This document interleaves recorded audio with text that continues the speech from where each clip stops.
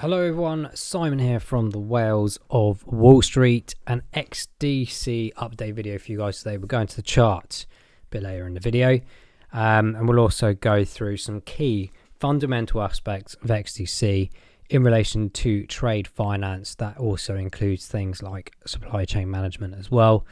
Why this is such an important topic, and it's why also XDC, in my opinion, is still under the radar, and what we could expect in these years to come. So I covered a bit of that in the last XDC video as well, but it's a bit of a refresh and to hopefully get some appeal to people who have maybe not seen or heard of XDC before, and give an orientation as to, these are the kind of projects, in my mind, in my opinion, that will have significant opportunity in the near future to accelerate not just the price of the token in the charts, but the actual technological aspect of it is absolutely phenomenal. And this is definitely one that will be integrated significantly in such a huge market. We'll talk about the monetary values of that shortly.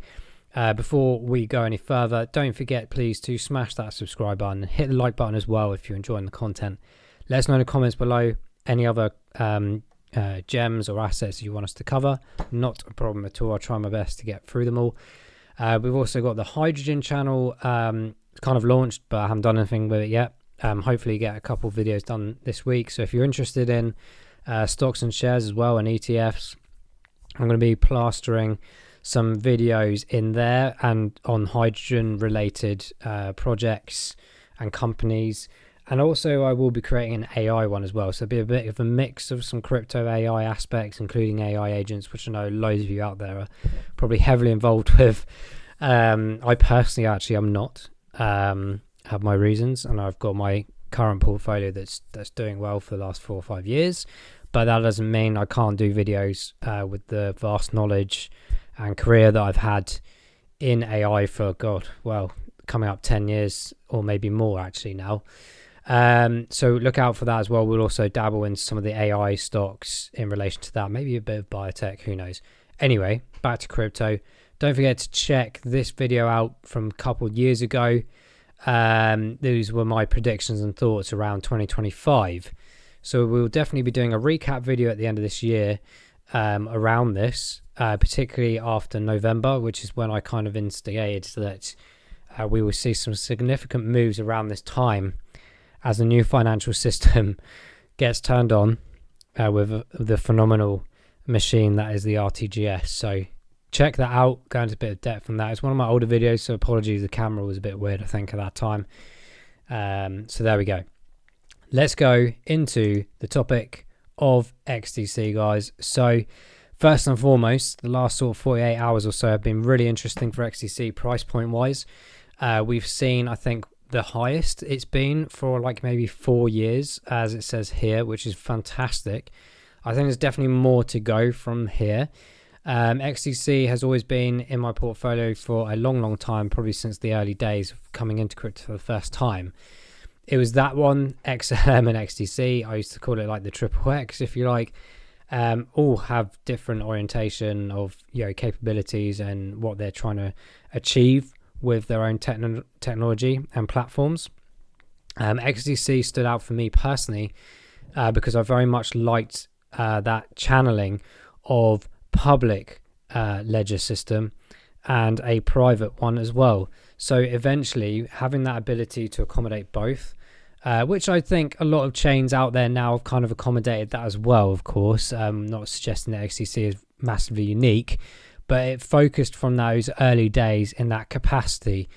And that's going to be very important for these years to come. I'm not talking about, leading up to these bull runs. I'm talking about actual integration with real world application, for the foreseeable future. And I'm talking 20, 30, 50 years, who knows what the next big thing will be, maybe after this, after quantum computing, who knows what's next. Maybe telepathic stuff. I don't even know how you would monetize or have that in markets, but crypto is definitely one of those things that has awakened a lot of people. I was in a steam room earlier, end of the week. I like to get in the steam room at the gym after a good session before rowing and stuff tomorrow, And literally, I can't get away from it. I sat down and all I was hearing was Bitcoin and this, that, and the other. And I was like, wow, it just shows you really how much more awareness there is around crypto. Obviously, people predominantly talk about Bitcoins substantially, a multitude of other key projects, but there was some interesting conversation. I tried to zone out. So what did I do? I poured loads of cold water on the thermostat. The smoke or steam came in significantly higher and it cleared the whole room out, so I could just concentrate on my Zen. So if you ever need to work that out, if you ever go to a steam room and you're annoyed with people in there, just blast the thermostat with cold water and it will clear the room for sure. Anyway, XDC is one that I don't really hear much about, to my point. It's always under the radar, in my opinion. I kind of like it that way because I think there's a lot more opportunity moving forward to accumulate XDC at lower prices. I've always kind of gone under that reminiscence to everyone since the first videos that I did on XDC to say that it's pretty much a steal for anything under 20 cents. Where we will get to, we'll go into the chart, as I said, a bit later, but I cannot imagine anything alternative than to say that XDC will be an absolute powerhouse for the years to come. I've met, or been fortunate to have met the team. I've got a great photo, I think, with Sunil, what was it, a year, 2 years ago? Can't remember now. The TFDI event, which Andre Custerman kindly invited me to hopefully go this year as well to see what updates there have been. But it's quite ironic, actually, because a couple of years ago, so many things were in an educational phase and early stages, and now we're seeing the integration of Mika. We're seeing some really good collaborations with many banking institutions, certainly in trade finance, and we're certainly seeing a lot of governmental integration and thought process as well. So as these frameworks conclude themselves over the next year or two, and we really do get into a big phase of adoption and integration into existing systems worldwide, that's where XDC really does kick in my opinion. There's a lot of other projects that it's working on. It's quite cool. So Block-On working with XDC for the Web3preneur ACK Invest. So it's quite cool. It's relating to kind of venture capitalist aspects and trying to build further community drives and development drives within the crypto sphere. So check this article out. It's pretty cool to see stuff like that. But for me, the ultimate pinnacle for XDC when it branched off, if you remember a year or two ago, to open up the trade network facilitation of its XDC network, or the Zinfin network, actually, XIN. So it's branched off into a few different areas. This one is probably the most prominent. This is probably the most affluential opportunity, in my opinion. So when we talk about global trade finance, that's a $10 trillion valuation as a market, guys. Absolutely phenomenal. Now that breaks down into so many different components. One in particular, for example, is supply chain management. We've talked about this a multitude of times. I mean, a few years ago, that particular sector value was around 27 odd billion. It's anticipated to be well over 75 billion in 2030 and beyond. So we're almost touching on that 100 billion plus mark, really. And then you've got the aspect of the intricacies of supply chain management and things related to trade finance. You've got things like bills of lading, other mechanisms relating towards or through that, utilizing blockchain. Really important, of course, the cost efficiency. So reducing paperwork, great for sustainability, great for Agenda 30 and World Economic Forum, etc., etc. The manual processing will reduce significantly, as will reconciliation. This is relating to credits and debits, payments, etc., being finalized quicker than ever before, meaning that more business can be done, things can move quicker around the world, the economy increases, it becomes more efficient, and exceeds values we've never seen before in these years to come. Transparency, of course, very important, and the speed. XDC boasts a fantastic network capacity, ability, and scalability. That throughput of transactions per second, obviously very important things to consider. But you've also got By the way, I'll just open up bill of lading so you can see for yourself. They built like this whole platform that, and I'm telling you now because I've seen it. I've seen the demo firsthand, and I've seen the kind of companies that are already using this. There are a multitude of banks and supply chain management companies already well into this in the back end. Things you probably won't even see in the news or hear about. Trust me, it's all going on behind the curtains. For the end user, like you and I, this could potentially kind of work towards lower costs. So from a business perspective, absolutely, operational inefficiencies could be like essentially wiped out. For us end users, we could maybe have those lower costs or savings passed on. Probably not likely because everyone's greedy in this world usually. And then, as I said, XDC has that ability for the hybrid aspect of its chain. So it allows enterprises to maintain the privacy, all the transactions in a sensitive aspect. So that ticks the boxes for banks and things like that. Albeit, really, we should have transparency on all this, but we're probably never going to see that in those sectors anyway. And then, of course, you've got the public side as well, as I mentioned. So there's loads of things that would be, critical and involved in those. The interoperable aspect, of course, it works with the likes of Ethereum, as many other companies and networks do. But you've also got the EVM aspect, which is pretty much tick box exercise for most chains these days. So that's relation to Ethereum and pushing that forwards. One thing that always stood out for me with XDC was its integrations with the likes of Corda R3, very heavily integrated in the financial system globally for many years. So that gives that flexibility as well. Great transactions per second numbers. Not so many as compared to likes of Solana, etc. they're boasting, but it's very intricate things that XDC is relating to, and I'm sure that will scale up as time goes by. You've got the cost efficiency, almost near zero transaction fees, to be honest. You've also got, as we've mentioned about the sort of enterprise grade, we've mentioned things like the bills of lading, we've mentioned the letters of credit, trade finance in general, and the instruments, the management systems that are being used for that. And they're also obviously complying with ISO 222. I'm not going to go into massive detail of that because we've done so many videos. And yes, massive integration, as I went with the TFDI event a couple of years ago. ITFA, huge International Trade and Forfeiting Association, if I remember correctly. And of course, the tokenization aspect is a huge topic within crypto right now. Real world asset application, digitalization of assets in the physical format to digital, liquidity access. We're talking about previously about things like diamonds and this, that, and the other that haven't really been opened up as a market. And this allows it to be able to be done so on blockchain and access to anyone pretty much that has an internet connection and an exchange integration as well. Fractional ownership.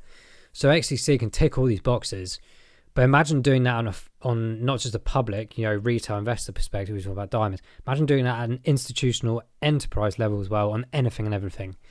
And that's where it's got a massive ability. The MLETR, which is the model law on electronic transferable records, always trying to memorize that. So that's massively critical, that link up there.